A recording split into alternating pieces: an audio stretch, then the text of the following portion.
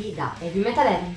Oggi ospitiamo con piacere un disco che, senza pretese di serietà, intrattiene e diverte bene col suo mix di death metal, hardcore punk e molto altro.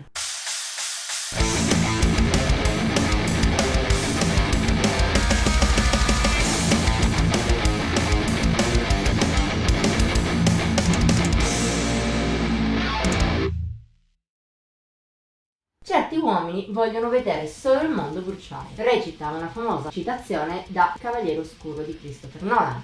È un concetto che, per analogia, si può applicare anche al metal. Potremmo dire perciò che non tutte le band hanno la pretesa di creare musica sopraffina o che resti nella storia.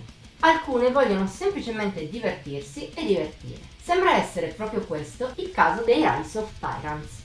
Nati nel 2011 a Bergamo, da allora sono 3 i full length pubblicati. L'ultimo tra essi, The Chronicles of Cardinal Pablo Mendoza, è uscito esattamente 2 mesi fa grazie a Brutal Records, che ha ristampato anche i primi 2.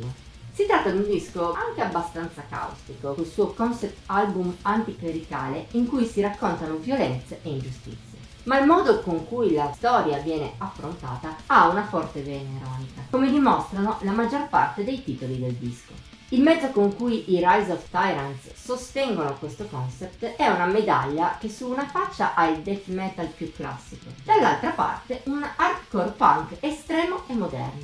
In The Chronicles sono mescolati in parti abbastanza uguali e intersecati con influenze che vanno dal black metal al deathcore, passando per venature thrash, groove e qualsiasi altro estremismo musicale.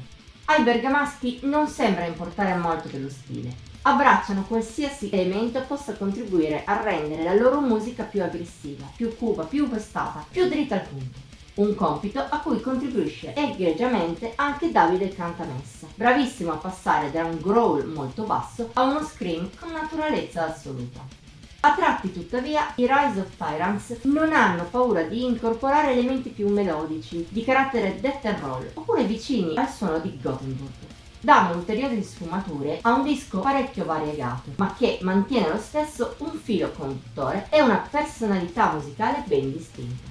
Ma The Chronicles può contare anche sulla giusta ispirazione. Non raggiungerà vette altissime, ma la band lombarda si dimostra molto abile nel suonare la propria musica. Così poco importa se la scaletta ogni tanto si perde, anche per colpa di un po' di ripetitività e di qualche brano meno bello. Nulla di tutto ciò inficia troppo un disco godibile lungo tutti i suoi quasi 41 minuti e con pezzi che vanno anche oltre. In tal senso si possono citare Don Mario Pederasta, il brano più melodico del disco. Non mancano momenti belli pesanti, ma altrove la musica si apre in passaggi che ricordano il melodeath migliore, in un dualismo costruito molto bene. Oppure How Can I Fuck Capitalism If I'm Stuck on the State Road of Seriana Valley, che meriterebbe un premio già solo per il titolo. È un pezzo pieno di cambiamenti e molto strutturato, che si giostra tra impatto, melodie, oscurità e un gran bell'affresco. Lo stesso si può dire di Mirella Silvertongue, traccia dall'andamento tortuoso, tecnico a tratti, ma che altrove mostra feroce più diretta grazie al lato hardcore del gruppo, ben mescolato ai flussi più.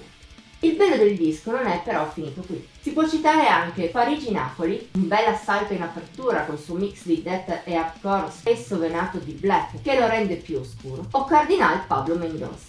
Ospita al suo interno riff di retrogusto groove death and roll e momenti più deathcore. Contribuiscono a un'oscurità preoccupata che però si scioglie nello spassoso finale semi-bossa nova. E in generale, come già sottolineato, The Chronicles of Cardinal Pablo Mendoza non sarà un disco epocale, ma il suo lavoro, ossia quello di intrattenere in maniera irriverente, lo svolge molto bene. Insomma, se ti piacciono il death metal, l'hardcore punk e altri generi estremi, e soprattutto non cerchi qualcosa di serio a tutti i costi, i Rise of Tyrants faranno al caso tuo. Voto di Heavy Metal Heaven 79 su 100.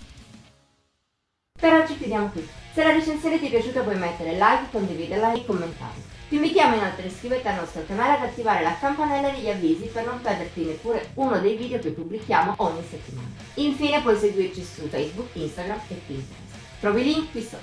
Ci vediamo la prossima volta!